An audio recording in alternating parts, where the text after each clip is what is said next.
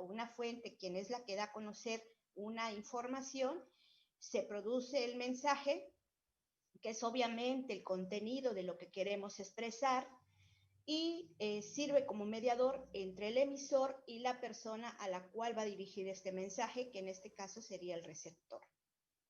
Entonces, digamos que en toda situación comunicativa, por lo menos van a existir esos tres elementos: emisor, mensaje y receptor.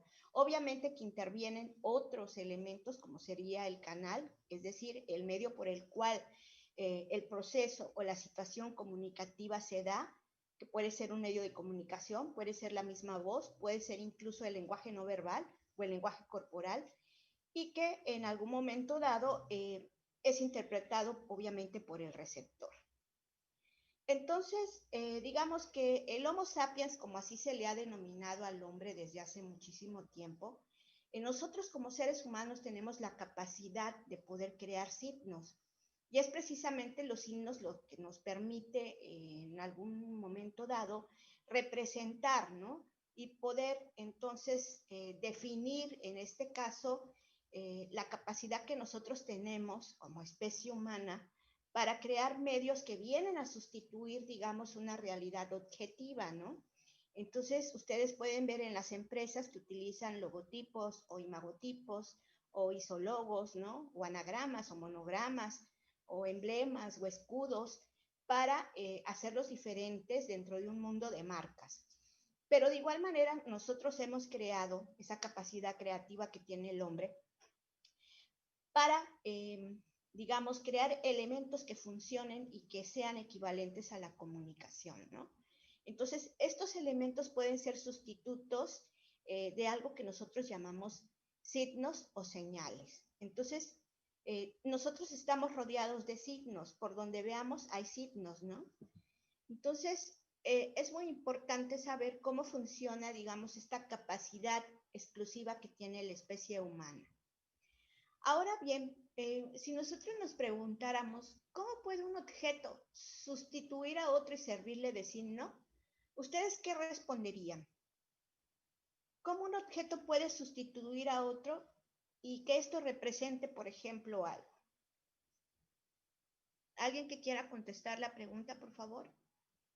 Porque es como muy común, por ejemplo, en el caso de los signos para restaurantes o algo así, por lo general se usa el signo de tenedor y cuchillo. Entonces, pues está relacionado con la actividad que se lleva a cabo pues, en los restaurantes, que es comer. Ok, así es.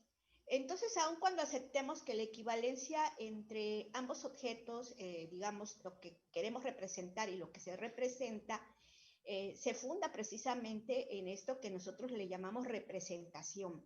Y de hecho también tenemos a veces imágenes mentales de circunstancias, de hechos, de cosas que pasan en la sociedad y que se van fijando, digamos, o instalando en nuestra conciencia, ¿no? O en nuestro raciocinio, y que son imágenes mentales, representaciones que nosotros tenemos de las cosas, o de cómo es la vida, o de cómo es el mundo, ¿no? Entonces, surge aquí otra pregunta: ¿cómo es la relación que se establece gracias a la representación? ¿Sí?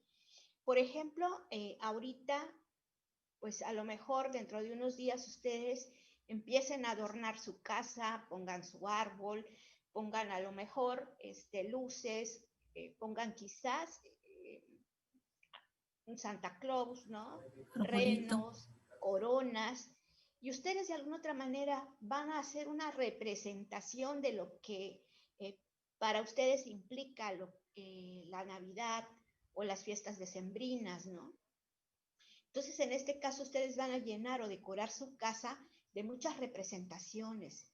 El hecho de que a lo mejor pongan un árbol significa que ese árbol representa algo para ustedes, lo mismo un nacimiento, ¿no? Entonces, todo esto no es otra cosa más que una forma de relacionar algo que en algún momento dado puede servirnos como signo. Puede ser que un Santa Claus represente todo lo que es la Navidad, o puede ser que sea un árbol lo que represente toda la Navidad, ¿no? Entonces, ojo con esto, porque nosotros estamos inmersos en muchos signos y en muchas representaciones. Aquí les pongo otro ejemplo de lo que sería la representación, ¿no? Los emojis o emoticonos son, digamos, las intérpretes de lo que deseamos dar a conocer, sustituyen muchas veces nuestro deseo a fin de que podamos comunicarlo a los demás. ¿Cuántas veces cuando estamos en una charla vía WhatsApp o vía Messenger o vía cualquier otro tipo de plataforma en la cual nosotros estemos intercambiando mensajes, en muchas ocasiones utilizamos emoticonos o emojis para podernos comunicar? Cada uno de ellos fue creado y hasta cierto punto los emojis pues se han constituido como un lenguaje universal que obviamente tiene diversas interpretaciones dependiendo también del aspecto o del contexto cultural y de la región en la cual nos encontremos. Entonces, comúnmente vemos que nos podemos comunicar a través de estos, digamos, símbolos que vienen a ser parte de los signos con los cuales nos comunicamos de manera virtual. Entonces, digamos que cada una de las señas que usamos en una situación comunicativa tiene un significado, es decir, a todo le otorgamos un significado, pero este significado se da porque lo hemos establecido de manera convencional por el grupo, ¿no? Y se mantiene de forma constante también en cada situación comunicativa, de tal manera que nosotros podemos reconocerlos fácilmente. El significado para ustedes, ¿qué sería? Por ejemplo, si ven la representación del emoji anterior, como fue el emoji del corazón, ¿qué significado tiene para ustedes el corazón? Lo que me quiere decir, lo que quiero expresar. Sí, pero por ejemplo, cuando ves un corazón, ¿qué viene a tu mente? Pues, Amor, cariño, afecto. Amor, cariño, afecto, efectivamente, ¿no? Entonces, el significado es ese aspecto no perceptible, pero que implica una representación, mientras que el aspecto perceptible es el significante. En este caso, el significante viene siendo lo visual, ¿no? Lo que estamos viendo, que en este caso es el corazón, o puede también ser una representación mental, no solamente algo que vemos, sino también algo que representamos en nuestra mente. Y lo que esa imagen representa ya para nosotros es el significado. ¿Sí me explico?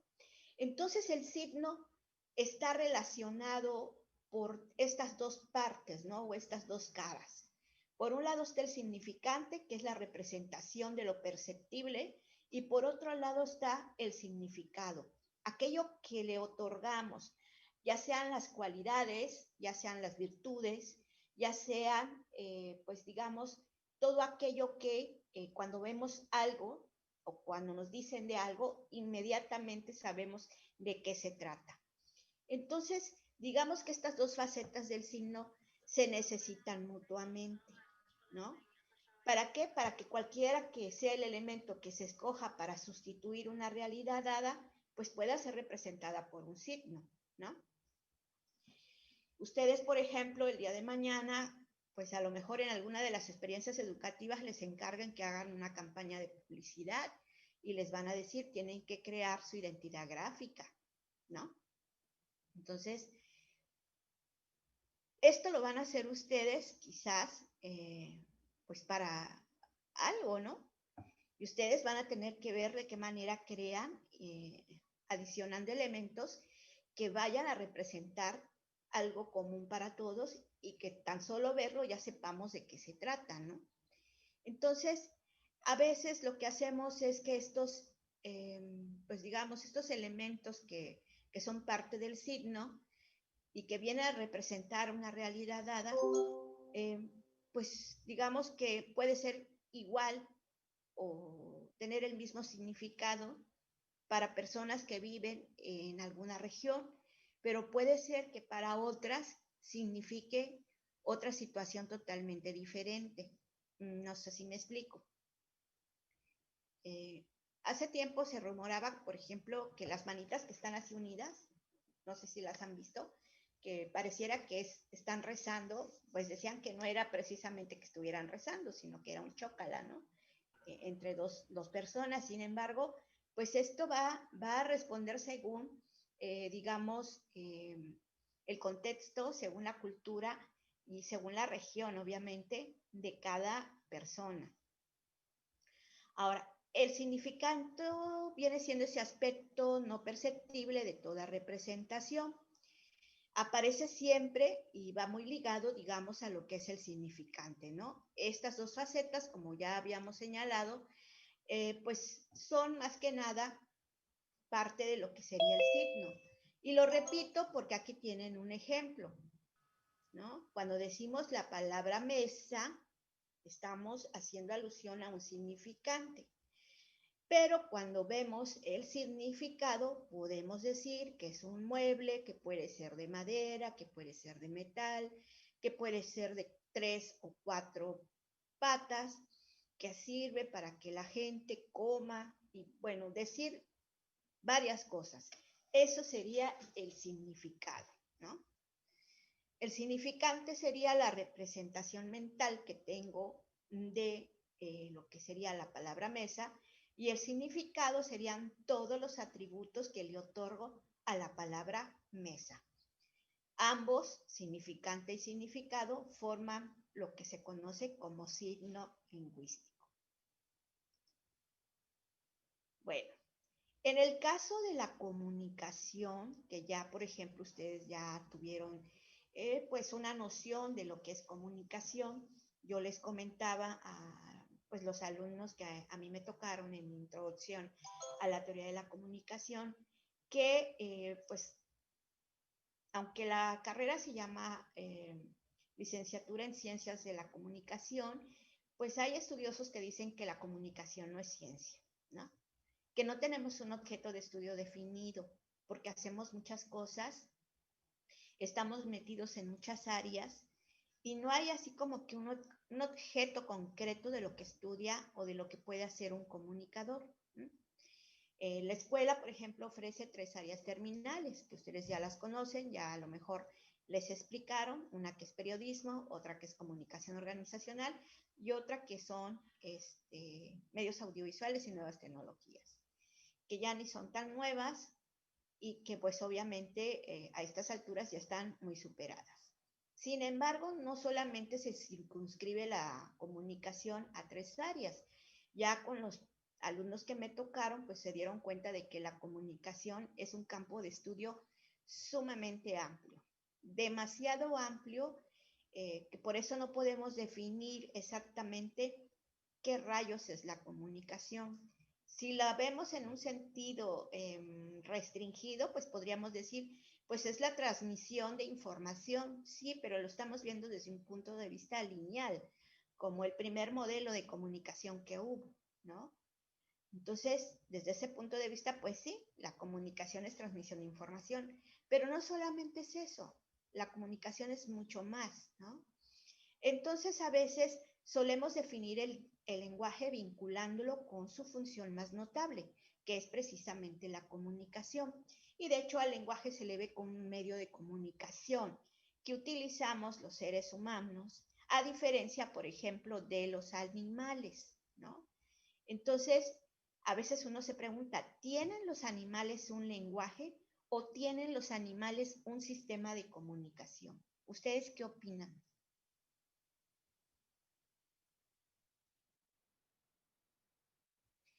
José Ávila dice que tenemos, bueno, yo no soy animal, bueno, sí soy animal, racional, pero sí soy animal.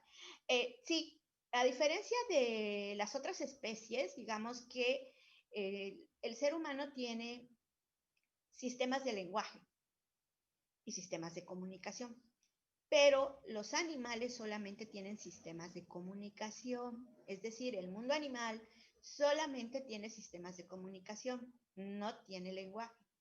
Ya veo que se están mandando besos.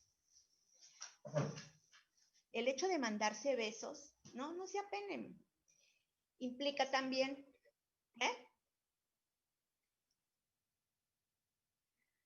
pues sí, es un sistema de comunicación y es una forma de lenguaje. O sea, un beso, ¿qué es? ¿No?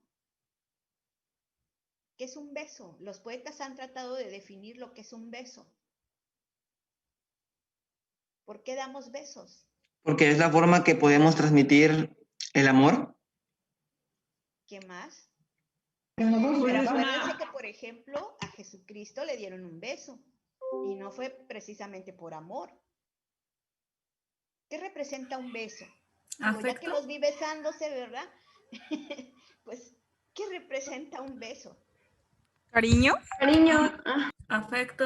Alguna Afecto. señal más que nada. Pero bíblicamente e históricamente un beso también puede representar traición, ¿no?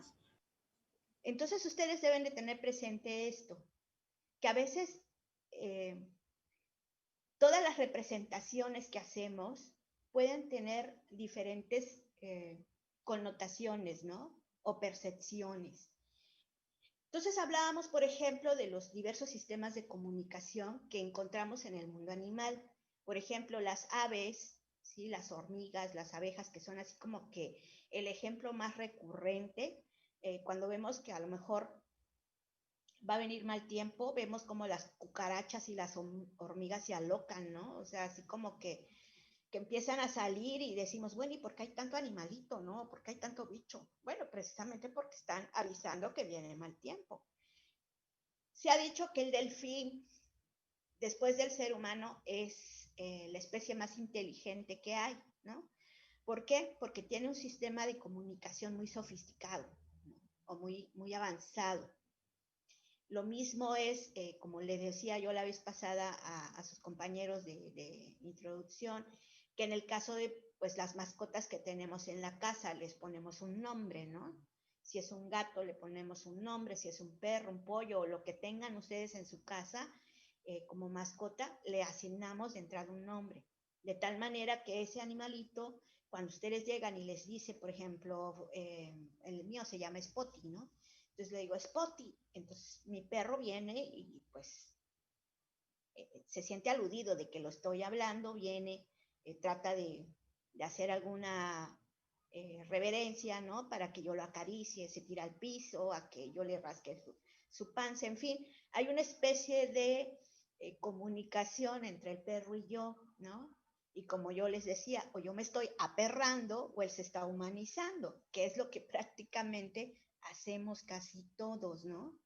Sin embargo, a pesar de que no compartimos los mismos elementos de comunicación, puede haber una comunicación entre su mascota y ustedes. De hecho, los que tienen mascotas han de saber, por ejemplo, cuando su mascota tiene hambre, o cuando le duele algo, o cuando tiene sueño, ¿sí? Entonces, ojo con esto, que en muchas ocasiones nos damos cuenta que estos animalitos, ¿no? Se comunican entre sí en virtud precisamente de un sistema de signos más o menos elaborado, ¿no? Ustedes pueden ver, por ejemplo, que en algunas especies el apareo es muy interesante, ¿no? Porque hay todo un cortejo, hay animales que bailan alrededor de la hembra para que ésta les haga caso, ¿no?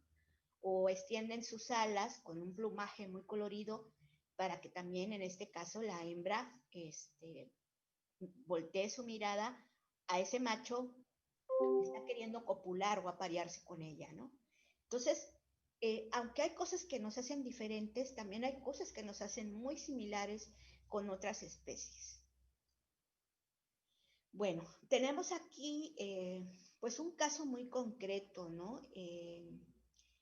Se supone que hacia la mitad del siglo XX, von Frisch descubrió que las abejas se comunican a través de una serie de movimientos y que a esta serie de movimientos, pues digamos, estudioso le llamó danza de las abejas, ¿no?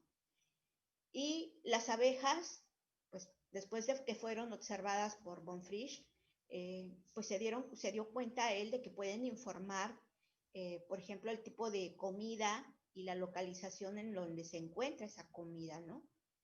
Al volar siguen trayectorias en forma de 8.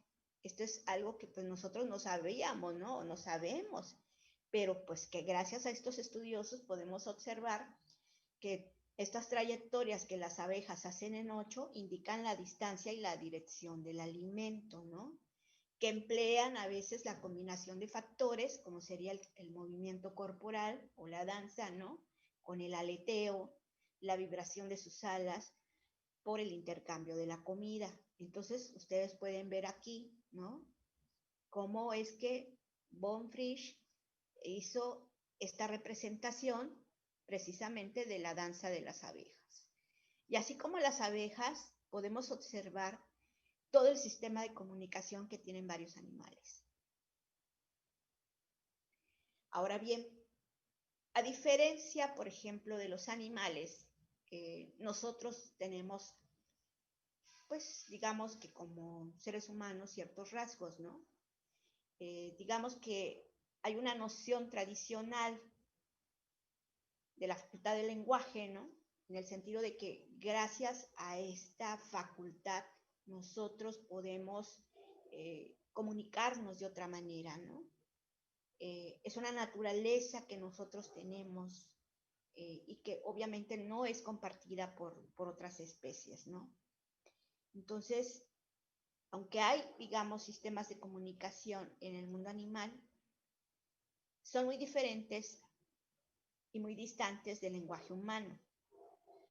Hay un lingüista americano de nombre Charles Hawke que propuso en 1958 un conjunto de rasgos para dar cuenta del gran hiato que hay entre la comunicación animal y el lenguaje humano. Entonces, por ejemplo, vemos que en el caso de nosotros utilizamos un canal vocal auditivo. En este sentido, la voz garantiza que la transmisión de mensajes se libere de barreras, ¿no? Entonces, nosotros a la hora de emitir algo, estamos dando a conocer ese canal vocal auditivo. También se da la transmisión irradiada y de dirección unidireccional en el sentido de que está vinculado con el empleo de un canal vocal auditivo, pero que el sonido se expande en muchas direcciones a partir de una fuente que podemos ser nosotros y a partir del receptor, ¿no? De tal manera que nosotros podamos identificar el origen del sonido. Entonces, por ejemplo, a veces escuchamos algo y no sabemos de dónde viene, pero sí lo podemos identificar posteriormente. Y obviamente hay también un desvanecimiento rápido en el sentido de que los mensajes, ya sean orales, como sería en el caso de que las palabras vuelan, el carácter raudo del desvanecimiento del sonido es una ventaja en el sentido de que se puede dar una buena cantidad de información en poco tiempo, ¿no? Y de hecho, por ejemplo, para los que trabajan en la radio, esta forma, digamos, ¿no? Este canal vocal auditivo que se utiliza en la radio es muy importante, el hecho de la voz, ¿no? El hecho de los mensajes orales. De hecho, la radio trabaja con mensajes orales, trabaja con imágenes sonoras también. Y ahí reside precisamente la magia de lo que es la radio. El lenguaje, por definirlo de alguna otra manera, viene siendo, digamos, el medio de comunicación por el cual nosotros podemos representar. Es fruto también de las convenciones que se establecen entre los diferentes grupos humanos, ¿no? El lenguaje viene siendo también un vehículo de nuestra cultura, un portador de mensajes ilimitados que le permiten al hombre salir de su entorno inmediato y comunicar su experiencia en el tiempo y en el espacio. Entonces, por ejemplo, el lenguaje no solamente es la capacidad humana que el hombre tiene para poderse expresar o para poder representar ciertas cosas, sino que es un medio de comunicación muy diferente al de los animales, pero que en este caso podemos utilizarlo para ser vehículo de nuestra propia cultura. Entonces, vemos que el lenguaje es especializado es solamente utilizado por la raza humana para representar, que está constituido por signos, es decir, por palabras, las cuales a su vez caracterizan, o se caracterizan más bien, por tener una cara perceptible, que sería el significante, y una cara no perceptible, que sería el significado. Pero, pues, como todo, necesita de un medio de comunicación, es decir, de una convención establecida por un grupo. Por ejemplo, aquí ustedes están conectados vía Zoom, yo también, nos estamos comunicando, estamos haciendo uso de un lenguaje en el cual, pues aunque es una comunicación mediada por computadora, ¿no?, a través de la pantalla, vemos que en este caso estamos tratando de ejercer esa capacidad, ¿no?, de poder representar algo. Si yo les hiciera a ustedes una pregunta, como sería, ¿qué representa para ti el hecho de tener o recibir, porque no es propiamente una clase, ¿no?, sino el hecho de recibir una videocharla sobre un tema a través de Zoom? ¿Qué representa en este sentido? ¿Qué me responderían ustedes?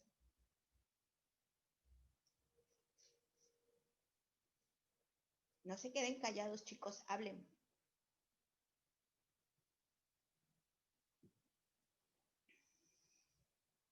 Chicos, ¿por qué se quedan callados? Mande, maestra. ¿Podría replantear, maestra? ¿Por qué se quedan callados? Les hice una pregunta, les dije que qué representaría, bueno, ¿qué representa para ustedes el hecho de recibir clases por Zoom? Es Pues, igual, ¿mandé? igual la percepción de lo que de lo que ustedes reciben cuando tienen una charla de manera personal o una clase de manera personal, a recibirla por, digamos, videollamada, o en este caso por Zoom. Pues es Pues que es es muy una nueva diferente. experiencia. Es muy distinto. Es una Ok, nueva a ver. experiencia. Siento que es mejor estar en presencial que por Zoom. ¿Sí? Yo también. Sí, confirmo. Es que es algo nuevo. Yo creo que nos tendríamos que ir adaptando. Bueno, en lo personal es la primera vez que tomo las clases así. Sí Ajá. siento un cambio muy grande, pero yo siento que es cuestión de que nos vayamos adaptando y que nos vayamos como romantizando, encariñando con este medio, porque esto yo siento que va para largo. Ajá, así Podría es. decirse, yo creo que es como un reto, ¿no? Para todos. Sí. Además, maestra, aquí yo creo que hace lo que añoramos es la interacción. Acuérdense que, por ejemplo, los que estuvieron conmigo en Introducción a la Teoría de la Comunicación, vimos una teoría que se llama la interacción simbólica. Y se llama interacción simbólica porque obviamente entramos a procesos de comunicación con otras personas e interaccionamos de manera simbólica también, ¿no? Un saludo es un símbolo, ¿no? El hecho de tener normas, de tener roles, de ejercer papeles diferentes dentro de la sociedad, pues son parte de la interacción. En este caso, si habláramos sobre la interacción simbólica vía Zoom, pues no seríamos más que el facilitador y los alumnos en una videocharla, ¿no? Porque no es propiamente tampoco una clase. Tratamos de emularla, digamos, ¿no? Tratamos de que sea lo más parecido posible a una clase. Sin embargo, efectivamente, como ustedes dicen, se pierde el aspecto de interactuar, ¿no? Se pierde el contacto físico, sensorial, ¿no? Porque, bueno, no nos podemos ver, no nos podemos tocar, no nos podemos sentir. Entonces, esas son las cosas, ¿no?, que se están quizás perdiendo. Pero como diría Juan Matepones, ¿no? Es cuestión de adaptación, ¿no? Quizás a las nuevas generaciones que están empezando a trabajar así, pues imagínense los niños, ¿no?, que no están conociendo lo que es el recreo, ¿no? Ustedes pues sí, ya sabían que era el recreo, salían, ¿no?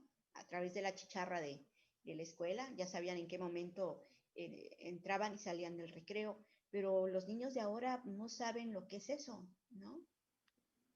No saben lo que es irse a comprar una torta, ¿no? O echar relajo unos 15, 20 minutos. Entonces, hay cosas que obviamente se tienen que revalorar, ¿no? Bueno, punto y aparte. También nos damos cuenta de que la lengua es un sistema, en el sentido de que la lengua es un sistema muy diferente a lo que sería el lenguaje, ¿no? El término sistema aparece en nuestro discurso de manera cotidiana, aunque casi o pocas veces sabemos a qué nos referimos efectivamente cuando hablamos del sistema de encendido, por ejemplo, de un carro, o del sistema nervioso en el cuerpo humano. Sin embargo, está en nuestro bagaje, ¿no? Digamos. Y así como esto, hay muchos sistemas que nosotros tenemos y decimos, pero que exactamente no sabemos acerca de qué se trata. La lengua, a diferencia del lenguaje, viene siendo el conjunto ordenado y jerarquizado en el cual cada elemento que existe dentro de una lengua, que podría ser un idioma como el español, tiene una función específica, ¿no? Digamos que cada función en estos elementos pueden ser, en términos generales, ¿no?, la función que otros elementos no cumplen, de manera que tal función será definible para sí misma o en sí misma, pero también por su relación con los demás. Nosotros, por ejemplo, hablamos el español, pero a pesar de que hablamos el español, sabemos de antemano que la lengua española tiene varias, ¿cómo les podría yo decir? Varias formas de expresarse, ¿no? No en todas las regiones en donde se habla la lengua española se habla de la misma manera, ¿no? Hay palabras que cambian, hay palabras que a lo mejor significan algo diferente, ¿no? O quizás incluso la manera en cómo nos expresamos cambia también, ¿no?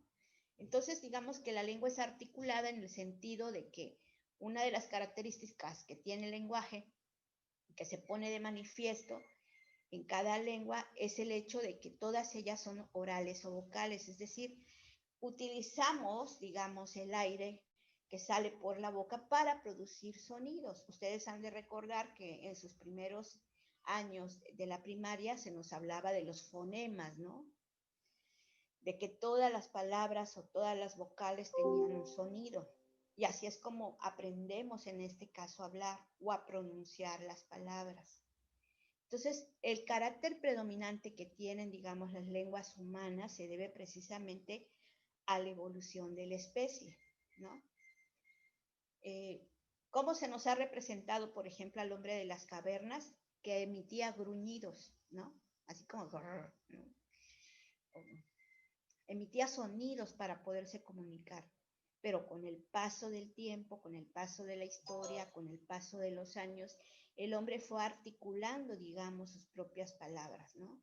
En este caso, empezamos a lo que se llama, tomamos prestados, ¿no?, de algunos órganos que no solamente son exclusivos para el habla, como sería la boca, ¿no?, que de entrada pues serviría para comer, o la nariz para respirar, sino que tuvimos, en este caso, que recurrir a otras partes de nuestro cuerpo para poder producir mensajes, ¿no?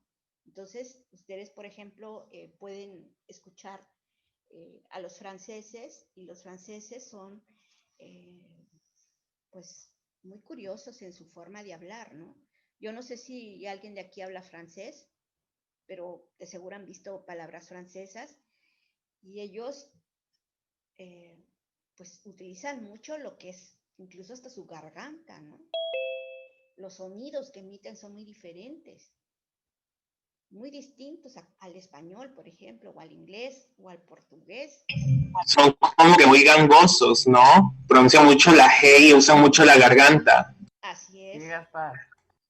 Entonces, en este sentido, el hecho de que esa característica que tenemos de producir mensajes en las cuales, por ejemplo, los elementos constitutivos, que son las palabras, se presentan siguiéndose unos a otros en línea, pues es lo que le da precisamente el carácter lineal a los mensajes, ¿no? Sin embargo, también este carácter lineal, que es una característica, pero que no es una propiedad definitoria de la cual depende la existencia de un lenguaje como tal, vemos también que permite, en algún momento dado, explicar una propiedad que sí es fundamental en la lengua, que es la articulación. Por eso es que se habla de la doble articulación de la lengua. ¿Cómo empezamos a hablar? Por lo general, hablamos o empezamos a hablar por la lengua materna, es decir, por lo que nuestros padres pues nos enseñan, ¿no? Nuestras primeras palabras, como leche, como mamá, como papá, ¿no? Como agua. Entonces, digamos que la lengua en este sentido es multifuncional, y es multifuncional porque utilizamos el lenguaje para múltiples fines, para diversos propósitos, ¿no? Como se señala aquí, hablamos para afirmar o negar aquello que pensamos, creemos o sentimos, y así informar a los demás de lo que nos sucede. Pero no solo nos informamos, sino que también recibimos información cuando la solicitamos mediante una pregunta. Entonces, en este caso, utilizamos el lenguaje para influir sobre los demás, sobre sus ideas, sus creencias o sobre su conducta. De ahí que se diga que la lengua es multifuncional, porque precisamente sirve para todo este tipo de propósitos o fines. Entonces, el lenguaje en este caso se fundamenta en las convenciones sociales, ¿no? Es decir, por convención social le damos o le otorgamos un significado a las palabras, ¿no? Y cuando decimos convención social es porque una comunidad de hablantes está de acuerdo con las cosas. Con el paso del tiempo, por ejemplo, hemos observado también que así como han muerto palabras, también surgen otras palabras nuevas que les denominamos neologismos, ¿no? A raíz de que surge, por ejemplo, Internet, en la lengua española se introdujeron muchos neologismos provenientes en gran medida del lenguaje de la informática, ¿no? O del lenguaje de los tecnicismos propiamente de los países en los cuales se creó algo, ¿no? Entonces, antes, por ejemplo, no existía la palabra chatear, ¿no? Mucho menos la palabra whatsappear, ¿no? O Googlear. postear, o tuitear, ¿no? O la palabra youtubero o tiktokero. Son palabras que no existían y que sin embargo ahora ya las tenemos. Entonces, hemos llegado a convenciones sociales, ¿no? Que no todas las personas saben exactamente a qué se refiere. Entonces tenemos, por ejemplo, a un autor de nombre Roman Jakobson, que en un artículo denominado La lingüística y la poética, él señala, por ejemplo, un esquema de comunicación, ¿no? Y en este caso, esto es parte de lo que van a hacer ustedes como tarea. Esta es, digamos, la primera de sus tareas. Buscar la manera en cómo Roman Jakobson utiliza las funciones que él le llama funciones del lenguaje y que, digamos, que en toda situación comunicativa se dan. Entonces, él habla acerca de la primera función, que es el caso de la función emotiva. A esta función también se le conoce con el nombre de función expresiva, ¿no? Y propiamente Roman Jakobson la adjudica al emisor. Y señala que, por ejemplo, en toda comunicación, una persona comunica su propio mundo interior, ¿no? Su punto de vista, su actitud, sus opiniones, su propio criterio, ¿no? Entonces, él nos dice que si analizamos el lenguaje desde el punto de vista de la información que contiene, no podemos restringir la noción de información al aspecto solamente cognoscitivo, sino que también el hombre usa rasgos expresivos para indicar en algún momento dado que está enojado, ¿no? O que está feliz, o que está sumamente colérico, ¿no? Entonces, cuando transmitimos una información, por eso él le llama función emotiva o expresiva, expresamos también todo aquello, ¿no? Que sabemos, toda aquella carga que está dentro de nosotros. Entonces, el emisor es precisamente la persona quien cumple con esta función emotiva. Cuando ustedes están, por ejemplo, platicando con alguien, ustedes de antemano pueden saber si esa persona está feliz o está enojada, ¿no? Por la manera en cómo les está hablando, por la manera en cómo se dirigen a ustedes. Y estas funciones, como les digo, están muy metidas en el campo de la comunicación. Se dan en toda situación comunicativa. Pero luego tenemos aquí otra función, que es la función conativa, que está en el receptor. Aquí, digamos que se relaciona justamente con la recepción de esa variada información que transmite el emisor de cada mensaje. Por lo general, en esta función conativa, es muy utilizada, si hablamos en el término de la publicidad, la vemos como si fuera una función de dar orden. La publicidad es lo que hace, siempre nos está dando órdenes, ¿no? Y como comunicación, la publicidad pues está permeada y cargada de imperativos. Siente, vive, disfruta, ¿no? Toma. Y demás verbos que utiliza para decirnos o para llevarnos a hacer una opción, ¿no? Entonces, en este caso, se aplica la función conativa. Sin embargo, en el mensaje podemos encontrar la función poética. Jacobson, digamos que no restringe esta función a usos solamente estéticos de lo que sería el lenguaje, sino que en el mensaje él, digamos que va más allá, ¿no? Es el poner cuidado a la manera en cómo decimos las cosas y hacemos esto por varios motivos. A veces para no ofender a nuestro oyente o a veces con el deseo de ofenderlo, ¿no? O sea, no es que adornemos la comunicación, sino que simple y sencillamente nos damos cuenta de cómo está elaborado el mensaje. Ustedes, por ejemplo, al leer una nota periodística, se pueden dar cuenta si el reportero está siendo demasiado subjetivo, porque en lugar de informarnos, nos está narrando lo que pasó. Y cuando narra es porque está poniendo una parte de su propia subjetividad, ¿no? Y en toda situación comunicativa podemos ver de qué manera está elaborado el mensaje. En muchas ocasiones se utilizan eufemismos o se utilizan metáforas o se utilizan ironías, ¿no? O paradojas para dar una información o una comunicación. Entonces, Jacobson a esta función le llama función poética. Pero tenemos aquí otra función que es la función referencial y que tiene que ver con el contexto, es decir, con todo aquello que permea la situación comunicativa, ¿no? Y tal y como se ha mencionado varias veces, el lenguaje siempre se refiere a otra cosa, ¿no? Primero hablábamos de representación, luego empezamos a hablar del símbolo y del signo. Entonces, el contexto en muchas ocasiones lo que va a hacer es darnos esa situación de referencia, de representación, ¿no? A es representado por B y A es el referente de B. Entonces, con esto vamos a dar por terminada esta primera serie de diapositivas.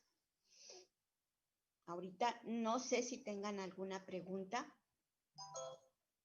¿Tienen alguna pregunta con relación a lo que vimos, chicos? Maestra, ¿nos podría repetirme cuál es la tarea, por favor? Bueno, no te preocupes porque la voy a mencionar con más calma. De hecho, se las voy a subir al WhatsApp. Ok. Gracias. Gracias, maestra. Y les voy a pasar material. Bueno, ahorita son las 11. Maestra, buenos días. Buenos días. ¿Nos va a compartir sus diapositivas en el grupo también? Sí, lo comparto. Bueno, miren, vamos a hacer un breve receso de 10 minutos y regresamos. A las 11:10 regresamos, por favor. Sí, maestra, gracias. Gracias, maestra. Gracias.